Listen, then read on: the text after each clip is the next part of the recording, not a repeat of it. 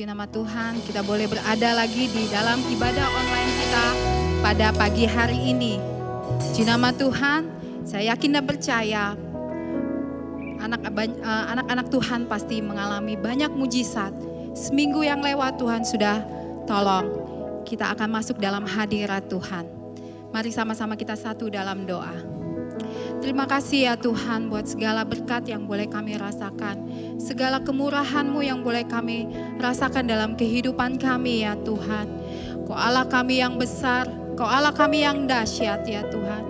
Kau Allah yang tidak pernah meninggalkan kami ya Bapa. Terima kasih ya Bapa, terima kasih ya Tuhan.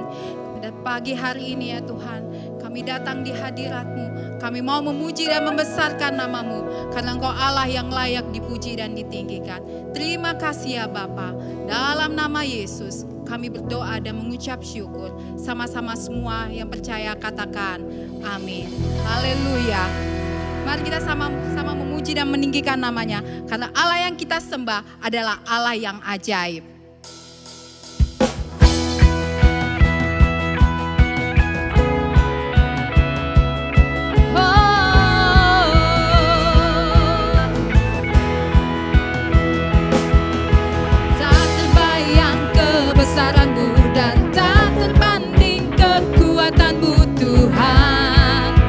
Megah bagiku, segenap jiwa dan pengharapan telah ku serahkan untuk rencana-Mu Tuhan. Kau Raja atasku, hanya Kau yang layak ditinggikan.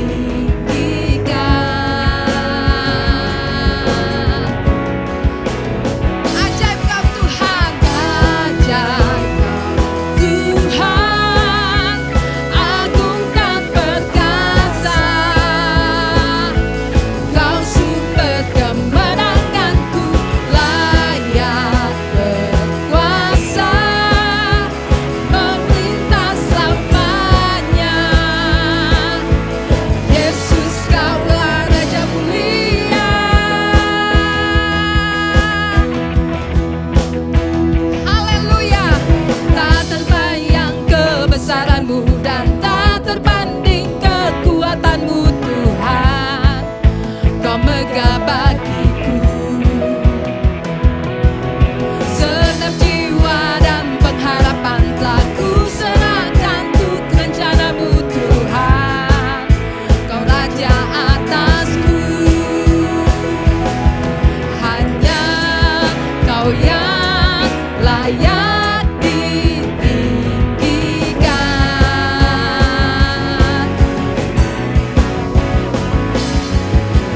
Ajaib Kau Tuhan, agung dan perkasa.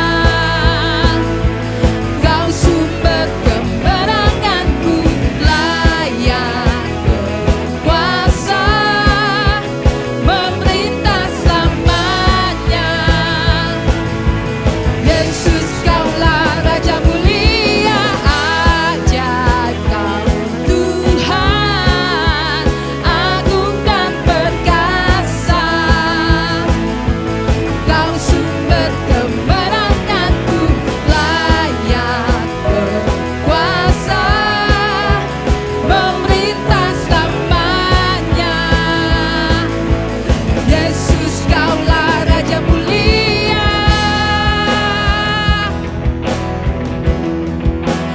Raja mulia. Haleluya. Di saatnya kita mau masuk dalam hadirat Tuhan. Haleluya Yesus. Kami mau menyembah Engkau ya Tuhan. Kami mau masuk dalam hadirat-Mu ya Bapa. Kami mau masuk lebih dalam lagi Tuhan.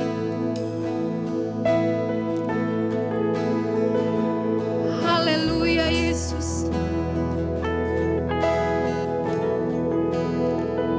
Haleluya, terima kasih. Ku menyembah dalam kudus hadirat. hampiri tata kasih karuniamu Bapa.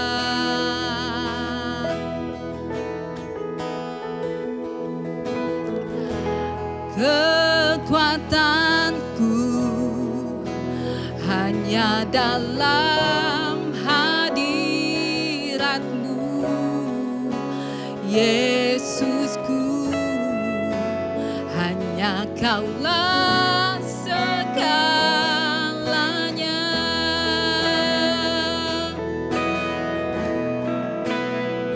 Ku yakin Kau hadir di sini, ku rasakan kuasa yang tak terbatas. Ku yakin Kau nyata di sini, kemenangan terjadi di sini.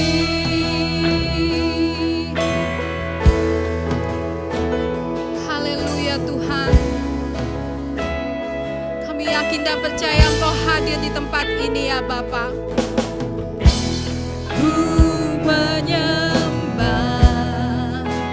dalam kudus hadirat-Mu, hampiri tata kasih karuniamu Bapa.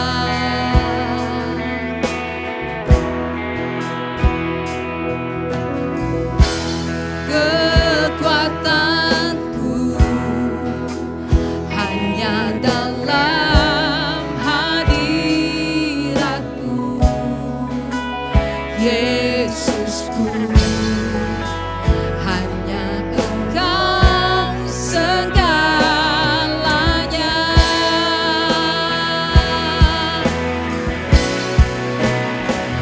Ku yakin Kau hadir di sini, ku rasakan kuasa yang tak terbatas.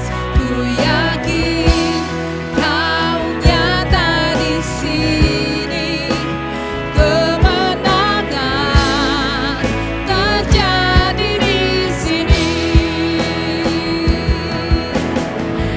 Segenap jiwaku memuji-Mu,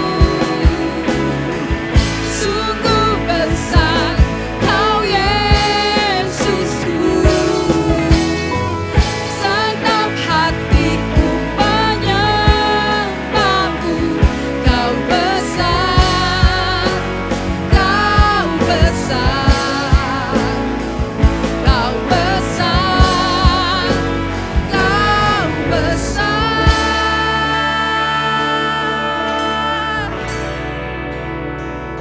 Ku yakin Kau hadir di sini, ku rasakan kuasa yang tak terbatas. Ku yakin Kau nyata di sini, kemenangan terjadi di sini. Ku yakin Kau hadir di sini, ku rasakan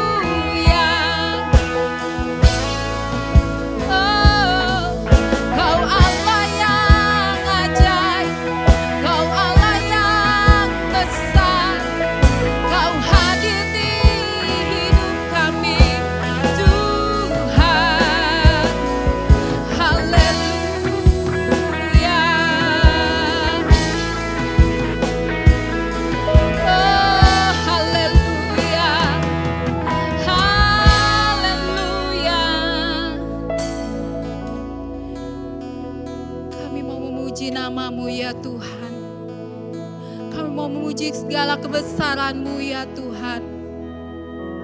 Karena Engkau Allah kami yang layak ditinggikan dan dipuji ya Bapa. Haleluya Yesus.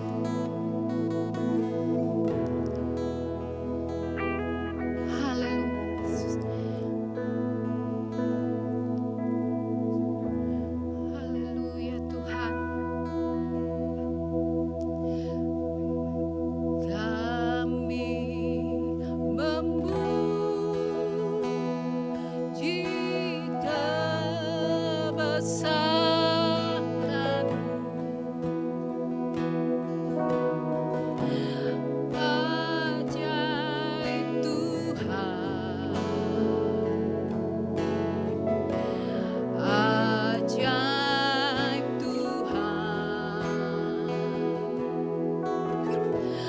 Kami memuji kebesaran-Mu, ajaib Tuhan, ajaib Tuhan. Kami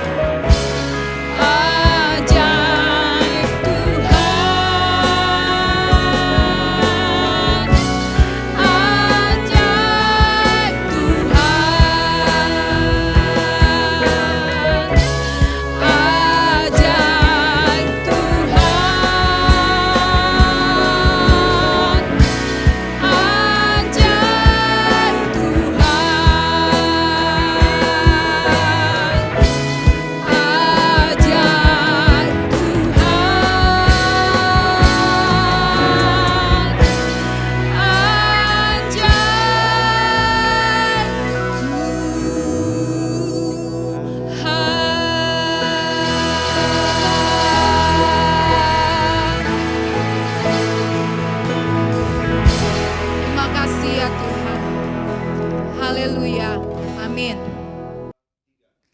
Selamat pagi Bapak Ibu Saudara yang dikasih Tuhan, selamat pagi semua. Senang kita bisa berjumpa lagi lewat ibadah online pada pagi hari ini. Sudah tidak terasa kita sudah melewati hampir 2 bulan lebih ya kita tidak berjumpa. Oleh sebabnya hari ini senang kita bisa bersama-sama di dalam ibadah online ini. Kita akan mulai ibadah kita akan berdoa terlebih dahulu. Bapa di dalam kerajaan surga, kami mengucap puji syukur buat pertolongan-Mu Tuhan, karena Tuhan sudah menolong kami semua hingga melewati masa sulit ini Tuhan, yaitu di tengah-tengah pandemi COVID-19 Tuhan. Kami berharap dan kami berlindung hanya kepada-Mu saja ya Tuhan. Engkau sudah menolong sampai hari ini, tentulah Tuhan akan menolong terus, karena Engkau Allah Ebenezer, Allah yang menolong di hari ini juga akan menolong yang akan datang ya Tuhan. Terima kasih Tuhan Yesus, terima kasih, kami bersyukur, kami akan mendengar firman-Mu, jadikanlah firman-Mu menjadi pelita bagi kaki kami Tuhan. Terima kasih Tuhan, di dalam nama Tuhan Yesus Kristus kami berdoa mengucap syukur, haleluya, amin. Selamat pagi ya Bapak-Bapak, Ibu-ibu, semua saudara-saudara sekalian yang dikasih Tuhan. Terima kasih buat kesempatan hari ini kita masih bisa bersama-sama beribadah meskipun melalui online. Sudah tidak terasa, sudah lama sekali ya, rasa rindu, kangen kita untuk berjumpa secara fisik, tapi belum diperbolehkan. Tetapi ada kabar baik dari pemerintah bahwa sebentar lagi akan ada new normal, di mana ibadah-ibadah akan diperbolehkan kembali meskipun dengan tata cara yang baru, dengan kehidupan yang baru, dengan sesuatu yang baru juga pola hidup yang baru, yaitu menjaga kebersihan bersama. Kalau pemerintah saja melakukan hal ini untuk melakukan perubahan, dibutuhkan bertriliunan rupiah untuk menata kehidupan yang baru ini, apalagi kita, gereja kita ini juga ada di dalam tema yang sama, renewal di tahun ini. Apa yang sudah kita lakukan untuk melakukan ini, dan berapa harga yang sudah kita bayarkan untuk hal ini. Oleh sebabnya pada pagi hari ini kita akan belajar bersama-sama melalui firman Tuhan ini. Bagaimana gereja mensikapi tentang renewal atau tata kehidupan baru ini di dalam tata ibadah kita yang baru-baru ini. Kalau di dalam Alkitab pernah itu Tuhan Yesus ditanya oleh seorang Farisi, dicobai oleh seorang Farisi, dia ditanya, bagaimana? Apakah kita juga membayar pajak? Kemudian Tuhan menjawab kepada orang Farisi itu, coba kamu lihat kepingan logam itu, ada gambar siapa? Ada gambar kaisar, kata orang Farisi ini. Kalau begitu bayarkanlah kepada raja apa yang harus dibayarkan, dan berikanlah kepada Allah apa yang harus diberikan. Demikian juga kita harus mentaati di dalam kehidupan kita hari ini. Kita hidup di dunia ini harus mentaati pemerintah, tetapi juga mentaati kerohanian atau kepada Allah Bapa kita. Oleh sebabnya pada pagi hari ini saya akan berbicara tentang manusia rohani, yaitu manusia yang dipimpin oleh kerohanian yang ada di dalam kalau Bapak Ibu boleh membuka Alkitab kita, ada di dalam kitab Matius 4 ayat yang keempat. Saya ulang, Matius 4 ayat yang keempat. Demikian firman Tuhan. Tetapi Yesus menjawab, ada tertulis manusia hidup bukan dari roti saja, tetapi dari setiap firman yang keluar dari mulut Allah. Ya, saya ulang sekali lagi.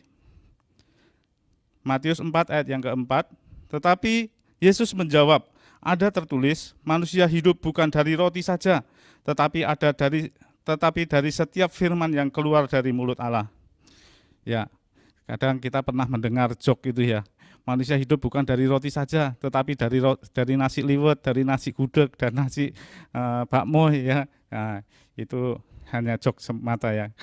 Karena kita tidak memahami bahwa hidup kita adalah hidup secara jasmaniah dan rohaniah. Oleh sebabnya pada pagi hari ini kita belajar tentang hal yang rohani.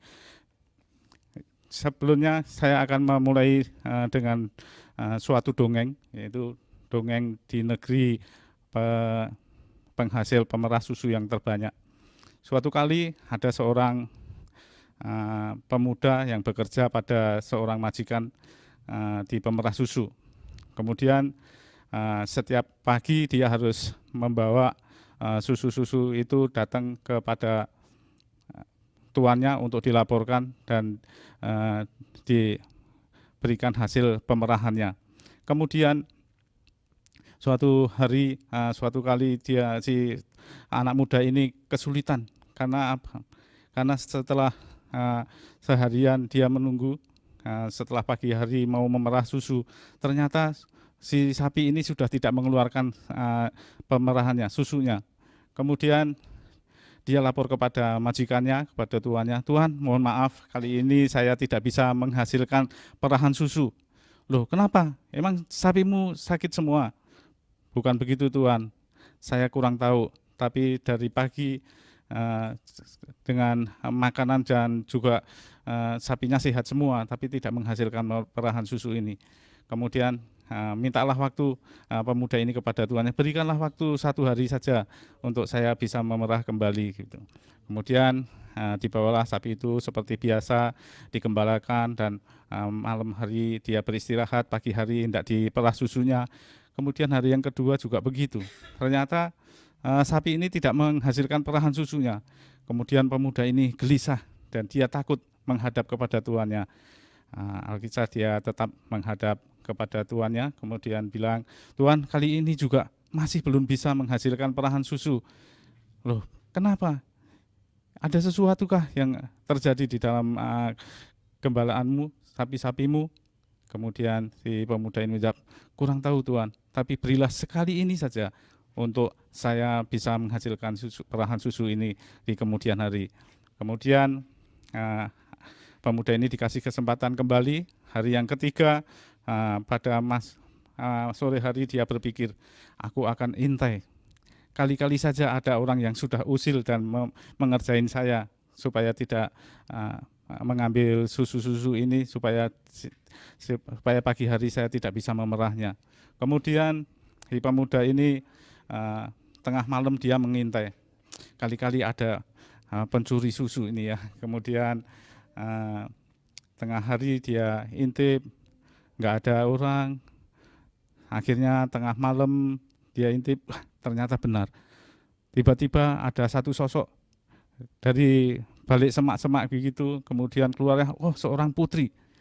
Ya dia dengan enaknya saja memerah susu-susu sapi yang dibawanya, kaleng-kaleng yang dibawanya, kemudian diisinya. Kemudian si pemuda ini ingat akan janjinya, kalau dia bisa menangkap orang yang mengambil pemerahan susu ini, kalau dia perempuan akan jadikan istrinya, tapi kalau laki-laki akan dijadikan saudaranya laki-laki. Kemudian karena sudah ketahuan orang ini, kemudian ditangkaplah itu perempuan itu, kemudian dimarahinlah orang ini. Hei, kenapa kamu ambil susu ini sehingga pagi hari saya tidak bisa mengambil susu untuk dilaporkan kepada Tuhan kami? Oh, ini susu saudara ya? Iya. Oleh sebabnya hari ini aku sudah berjanji pada diriku sendiri, kalau yang mengambil pemerahan susu ini perempuan, dia akan kujadikan istriku. Kalau dia laki-laki, akan kujadikan saudara laki-lakiku. Karena engkau perempuan, mau tidak mau engkau harus menjadi istriku. Gitu. Kemudian terjadilah kesepakatan antara si perempuan ini kepada anak muda ini. Bolehlah kalau begitu, kita sepakat ya, tapi berilah waktu saya 3 hari saja untuk pergi. Pergi kemana? Pokoknya saya mau pergi sebentar dan 3 hari waktunya untuk kembali ke sini untuk menjadi istrimu. Aku akan kembali ke sini. Maka diberikanlah izin perempuan ini 3 hari untuk pergi. Dan setelah perempuan ini pergi, ternyata pemerahan susu sapi ini bisa dilaporkan kembali kepada tuannya seperti semula. Jadi tuannya sudah tidak marah lagi. Pada hari yang ketiga, kemudian datanglah si perempuan ini, dan tepat seperti yang dikatakan pemuda tadi, bahwa dia harus menjadi istrinya. Kemudian si pemuda ini tanya, oh kamu sudah datang, sekarang kamu harus menepati janjimu bahwa engkau akan menjadi istriku. Ya boleh, tapi dengan satu syarat. Syarat apa itu? Syaratnya sederhana saja. Ini aku dari pergi jauh membawa kotak ini, dan kamu jangan sekali-sekali membuka kotak ini. Wah, itu mah gampang, syarat yang sederhana, bolehlah kalau begitu. Akhirnya pemuda ini menaruh kesepakatannya dengan istrinya, istri yang baru dinikahinya, untuk tidak membuka kotak itu. Waktu berganti waktu dan berjalan, akhirnya tergodalah si pemuda ini waktu dia sedang istirahat siang, kemudian istrinya sudah sedang pergi. Ya, kenapa ya? Dia pikir semua sudah tersedia dan semua hidupku rasanya enak sekali. Semuanya sudah disediakan, makanan, semua kebutuhan sudah disediakan. Dari mana asalnya ini? Pemuda ini sedang berpikir. Kemudian teringatlah dia akan lemari tempat menyimpan kotak itu. Kemudian dia urungkan niatnya, dia mau membuka kotak itu. Wah, kalau begitu aku mau cari tahu ini siapa ini perempuan ini. Kemudian apa isi kotak itu ya. Kemudian dia melangkahkan ke lemari, dan waktu dia mau membuka kotak itu, teringatlah dia akan janjinya. Kemudian diurungkannya lah, dia sambil bersandar, dia berpikir, dia bimbang mau membuka atau tidak. Kemudian keinginan tahunya ini yang kuat, akhirnya dia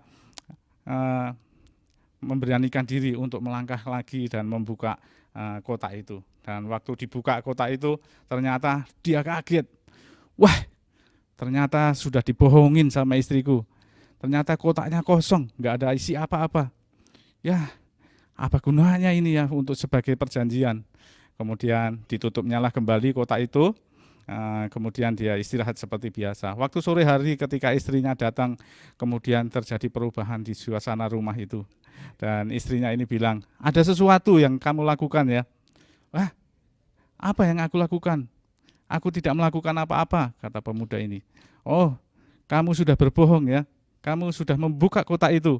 Kemudian pemuda ini, kamu yang berbohong. Kamu suka menipu saya, sudah menipu saya.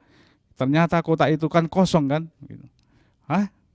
Kamu berarti sudah membuka benar ya?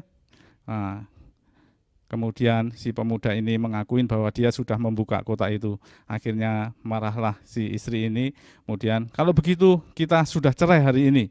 Karena kamu sudah melanggar peraturannya, kamu sudah melanggar perjanjiannya. Kemudian si pemuda ini juga marah. Apa? Kamu juga sudah menipu aku. Ternyata kotak itu sudah kosong, nggak ada isinya apa-apa. Kamu dasar manusia materialistis. Tidak tahu ya kamu ya. Siapa yang kamu kawin hari ini? Ternyata yang diperistri ini adalah seorang malaikat yang turun dari surga. Ya, ternyata seorang bidadari yang turun dari surga.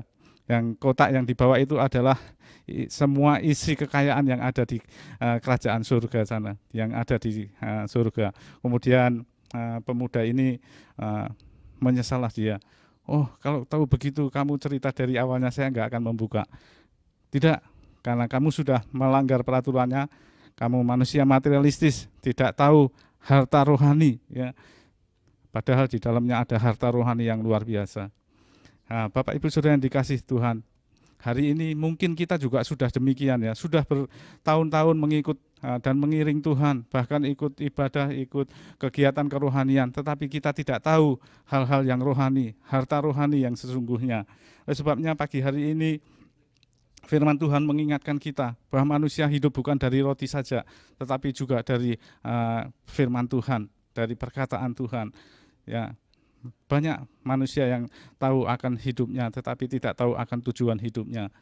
Oleh sebabnya pagi hari ini kita akan belajar bagaimana Tuhan mengajar kepada kita melalui hal-hal yang rohani.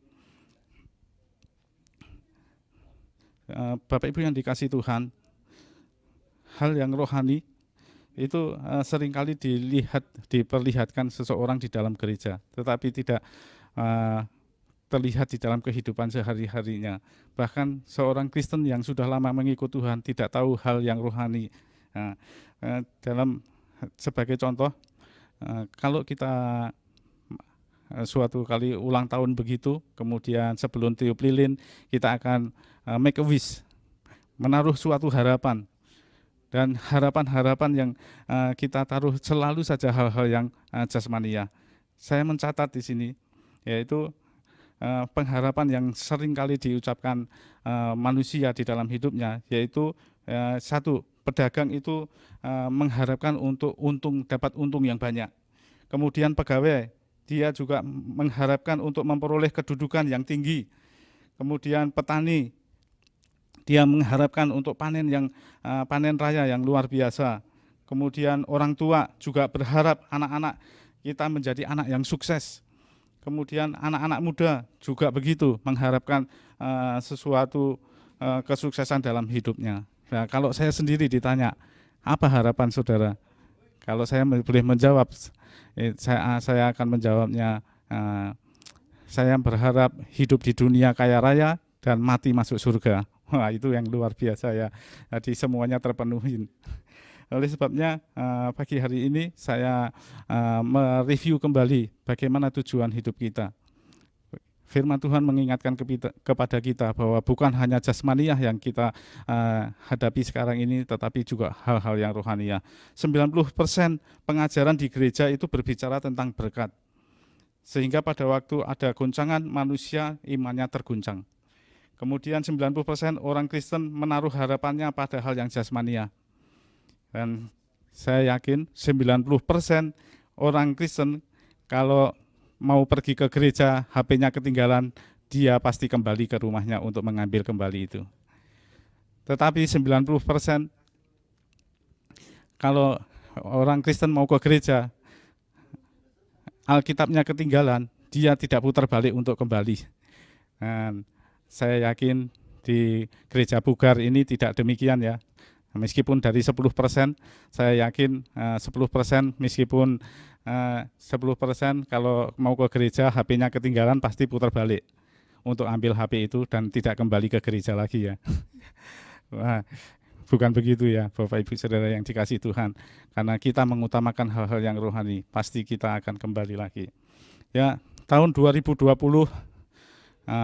baru berapa bulan ya kita mencanangkan, mengucapkan banyak-banyak kata-kata yang membangun ya, dengan kata-kata kesuksesan di mana-mana dia mengucapkan selamat dan sukses untuk tahun 2020, dan baru berapa bulan berjalan setelah 2020 di bulan Maret kurang lebih ya, ternyata harapan itu sirna semua karena keadaan dunia yang semakin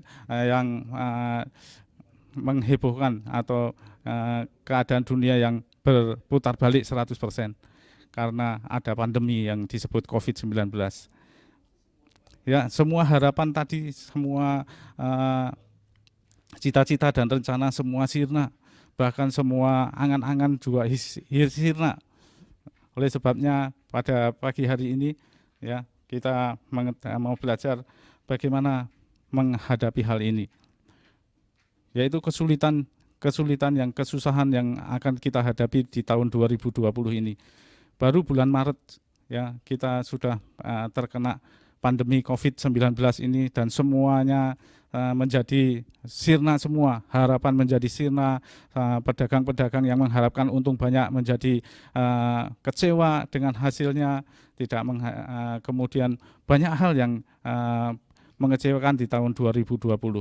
Dan ternyata Bapak Ibu Saudara yang dikasihi Tuhan, kalau kita membaca di dalam Wahyu 13 ayat yang 16 sampai 17, di sana diceritakan bahwa kejadiannya memang luar biasa. Bahkan lebih dari itu, bahwa nanti diprediksi dan diceritakan banyak orang bahwa ini hanyalah kesusahan yang kecil, awal dari kesusahan. Jadi akan ada kesusahan yang lebih besar lagi yang akan dihadapi oleh semua orang, yaitu kesulitan global. Semua orang harus mengalami ini, bukan hanya orang Kristen, tetapi semua orang di dunia sudah mengalami ini. Ini hanyalah kesusahan kecil saja. Jadi nanti akan ada kesusahan yang besar. Dan ini ditulis di dalam kitab Wahyu 13 ayat yang ke-16 dan 17. Demikian firman Tuhan.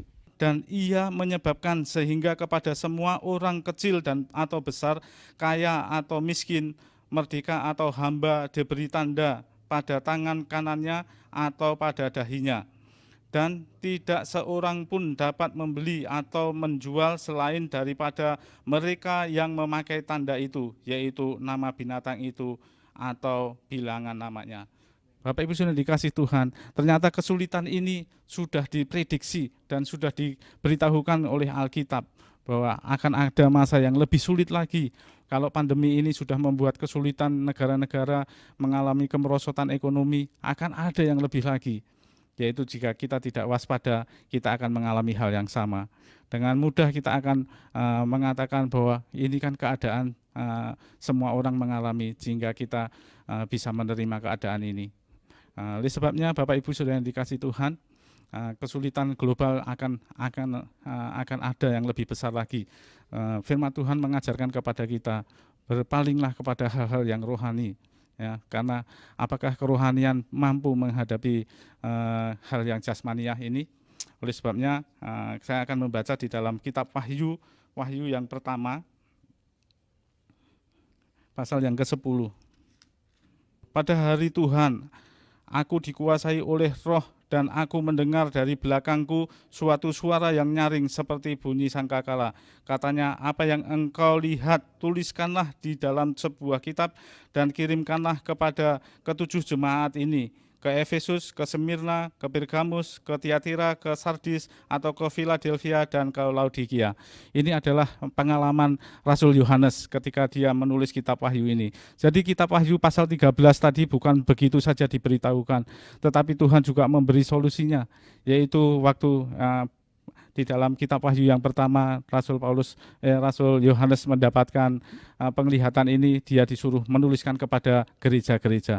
Ternyata Tuhan konsen dengan gereja-gereja karena gereja mampu menghadapi hal ini. Jadi peristiwa yang besar yang akan terjadi, kesulitan global yang akan terjadi bukan tidak beralaskan karena Tuhan sudah memberitahukan kepada gereja-gereja seperti yang ditulis oleh Rasul Yohanes di dalam kitab Wahyu yang pertama tadi.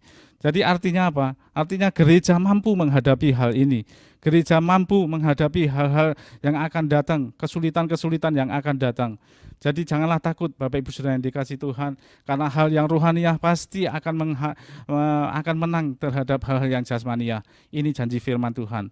Janji firman Tuhan kepada setiap orang percaya bahwa Tuhan akan menyertai kita semua. Tuhan akan memberkati kita semua. Oleh sebabnya Bapak Ibu Saudara yang dikasihi Tuhan, marilah kita berpaling kepada hal-hal yang rohaniah. Apakah buktinya bahwa hal yang rohaniah itu bisa menghadapi hal-hal yang jasmaniah? Bukti yang pertama, pada waktu bangsa Israel keluar dari tanah Mesir, bukankah dia selalu ditopang oleh kuasa Tuhan, kuasa yang ilahi itu? Yaitu pada waktu malam dia selalu dikasih tiang api, dan pada waktu siang dia berikan tiang awan.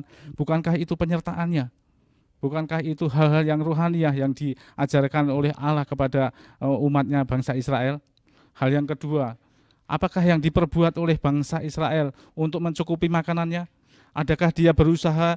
Adakah dia mendapatkan kesulitan? Oleh sebabnya kita belajar dari kitab ini bahwa bangsa Israel dipelihara oleh Tuhan dengan mana surgawi yang dia tidak usahakan, dia tidak kerjakan, tapi Tuhan memberikannya, memenuhi hidupnya sepanjang hari. Bahkan setiap hari dia bisa mengambil untuk dipenuhi, untuk memenuhi kebutuhan seharinya. Itulah sebabnya hari ini saya menekankan hal yang rohaniah adalah hal yang penting kepada Bapak Ibu Saudara yang dikasihi Tuhan, yang mendengar firman Tuhan ini. Marilah kita mengaminkan bahwa penyertaan Tuhan akan menyertai kita semua. Apapun kesulitan yang kita hadapi, apapun yang kesulitan yang akan dihadapi oleh dunia ini, Tuhan menyertai kita. Dia adalah Tuhan yang besar, Tuhan yang layak untuk kita andalkan, Tuhan yang layak untuk kita percaya. Diberkatilah orang yang mengandalkan Tuhan dan yang menaruh harapannya kepada Tuhan. Marilah kita bersama-sama menaruh harapan kita kepada Tuhan. Haleluya. Beginilah inilah firman Tuhan yang sudah saya sampaikan kepada Bapak Ibu Saudara sekalian, sehingga kita mengaminkan firman Tuhan ini. Demikian firman Tuhan. Tuhan memberkati. Salam dari saya. Haleluya. Shalom. Selamat hari Minggu. Jemaat-jemaat Tuhan yang saya kasihi di Puri dan di Geraha Raya. Kita sudah ada di minggu ketiga di bulan Juni, dan saya percaya Tuhan pelihara kita, Tuhan ada bersama dengan kita. Pesan saya di pagi hari ini adalah saya ingin menceritakan sesuatu kisah nyata, dan kiranya ini akan menjadi sesuatu yang dapat kita ingat dan memberkati kita. Bapak Ibu Saudara yang dikasihi Tuhan, saya membaca sesuatu cerita pendek dari seorang mahasiswi yang bernama Charlotte. Charlotte ini adalah salah satu mahasiswi di sebuah kampus di negara Eropa, dan satu kali dia ikut dalam mata pelajaran dalam kuliahnya, maka ada satu dekan yang di akhir dari kuliahnya itu dia dari pelajaran atau dari hal yang dia sampaikan kepada muridnya itu, dia berkata, ada satu ayat yang saya akan kasih kepada saudara, dan hafalkan ayat ini karena satu kali engkau pasti membutuhkan ayat ini. Itu pesan dekan kepada mahasiswa dan mahasiswinya. Dan lepas beberapa waktu, maka Charlotte ini dia pulang agak malam. Dia bekerja di satu keluarga sebagai pembantu rumah tangga untuk membiayai kuliahnya. Dan satu hari karena banyak pekerjaan, maka dia pulang terlalu malam. Dan karena begitu letih, begitu lelahnya tubuhnya, maka ketika dia datang untuk menaiki bus ke tempat di mana dia harus pulang, dia tidak lagi melihat arah tujuan bus yang ditumpangi. Dia main masuk dan dia duduk dan dia tertidur sampai akhirnya bus itu berhenti di tempat terakhir atau di terminal terakhir di mana bus itu harus berhenti. Dan ketika Charlotte dibangunkan, dia kaget, dia bingung, dia baru menyadari bahwa ternyata dia salah naik bus, salah jurusan. Lalu dia keluar dengan begitu lemas, dia tidak tahu mau berbuat apa, tidak ada orang yang bisa ditanya. Lalu tiba-tiba dia ingat ayat di mana dekannya pernah memberikan, yaitu di dalam Mazmur 34 ayatnya yang ke-8. Ayat ini berbunyi, malaikat Tuhan berkemah di sekeliling orang-orang yang takut akan Dia, lalu meluputkan mereka. Dan Charlotte ingat bahwa dekan itu berkata, hafalkan ayat ini karena satu saat engkau akan membutuhkan. Dan ayat ini dia ingat dan dia begitu yakin bahwa sekalipun dia seorang diri, dia tahu malaikat Tuhan ada di sekeliling dia, bahkan berkemah untuk menjaganya, meluputkannya. Dan ketika itu dia berdoa, dia menutup matanya dalam beberapa detik, dan ketika dia membuka mata dia melihat ada sosok seorang pria, dan pria itu sepertinya sedang membawa Alkitab besar. Dan pria itu berjalan di muka Charlotte dan dengan pedenya Charlotte mengikuti kemana pria itu berjalan.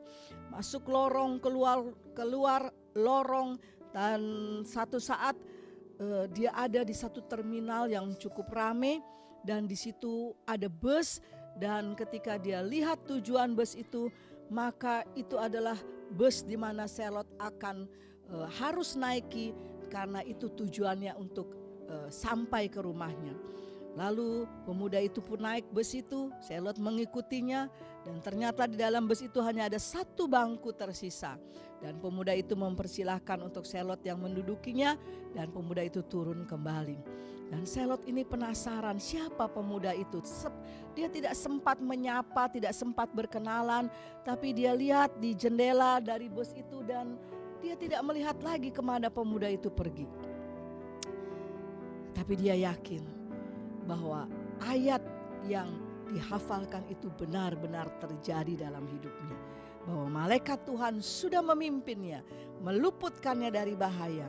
Itu sebabnya damai sejahtera ada di hati Charlotte. Bapak Ibu Saudara yang dikasihi Tuhan, dari kisah ini maka saya ingin mengambil satu kesimpulan bahwa setiap janji Tuhan itu ya dan amin adanya. Mungkin tidak terlalu cepat untuk Tuhan menepati janjinya, tidak segera menepati janjinya, tapi janjinya itu ya dan amin adanya. Dan Charlotte mengalami itu bahwa malaikat Tuhan ada di sekelilingnya untuk menjaganya, meluputkannya dari bahaya. Dan saya mau katakan pagi ini, malaikat Tuhan juga ada di sekeliling kita, orang-orang percayanya Tuhan.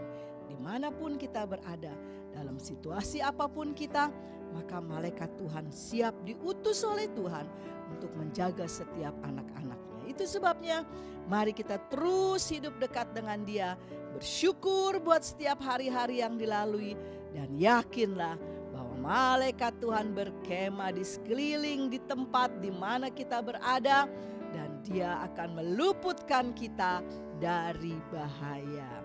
Tuhan Yesus memberkati. Puji Tuhan. Dan akhirnya marilah kita akan akhiri ibadah online pada pagi ini. Kita bersyukur buat semua yang sudah melayani pada pagi ini. Dan saya akan mengajak kepada Bapak Ibu Saudara di rumah untuk kita satu di dalam doa. Mari kita berdoa. Tuhan Yesus, Tuhan yang baik, kami memuji kebesaran-Mu. Kami sudah mengikuti ibadah online pada pagi ini, dan kami bersyukur buat semua penata layan yang sudah melayani Tuhan dengan luar biasa, dan juga hamba Tuhan yang sudah menyampaikan kebenaran firman. Dan pagi ini kami juga mendengar satu pesan di mana malaikat Tuhan berkemah di sekeliling di mana kami berada untuk menjaga kami bahkan meluputkannya. Terima kasih Tuhan. Kami tahu Tuhan, sekalipun situasi, kondisi masih terus sama, tapi kami tahu malaikat-Mu ada menjaga kami. Buat kami mengerti, buat kami bersuka cita, buat kami bersyukur di dalam Tuhan, dalam situasi dan kondisi apapun.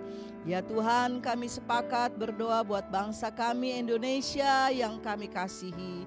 Turunlah belas kasih-Mu, turunlah pemulihan. Setiap virus corona yang masih ada dan membawa korban, kami sepakat hancurkan di dalam nama Yesus. Dan Tuhan berkatilah bangsa kami, presiden kami, semua aparat pemerintahan yang ada, dipimpin, diberikan hati yang takut kepada Tuhan, dan Tuhan melindungi setiap hari. Ya Tuhan, kami bersyukur karena janji-Mu ya dan amin adanya. Hamba-Mu berdoa 1 minggu ke depan di dalam hari-hari yang akan dilalui. Tuhan, Engkau melindungi setiap keluarga-keluarga, melindungi setiap pekerjaan, usaha, perjalanan, dan semua studi dari anak-anak kami sekalipun mereka masih ada di rumah dan mengikuti juga pelajaran secara online. Tuhan menyertai mereka semua. Tuhan, kami mau hidup kami memuliakan nama-Mu, dan Tuhan turut bekerja semuanya mendatangkan kebaikan. Terima kasih Tuhan. Dan sekarang hamba-Mu turunkan berkat bagi seluruh jemaat-jemaat-Mu di Puri dan di Geraha Raya. Mari Bapak Ibu, saudara yang dikasih Tuhan, angkatlah tangan-Mu dan terimalah berkat Tuhan. Diberkatilah hari-harimu setiap hari karena penyertaan Tuhan, penyertaan Yesus, penyertaan Roh Kudus selalu bersama kita. Mulai hari ini sampai Maranatha, Tuhan Yesus datang kembali. Dan kita semua yang sudah terima berkat Tuhan dan percaya bahwa Tuhan selalu bersama kita, mari kita katakan bersama-sama, amin. Selamat hari Minggu, Tuhan Yesus memberkati.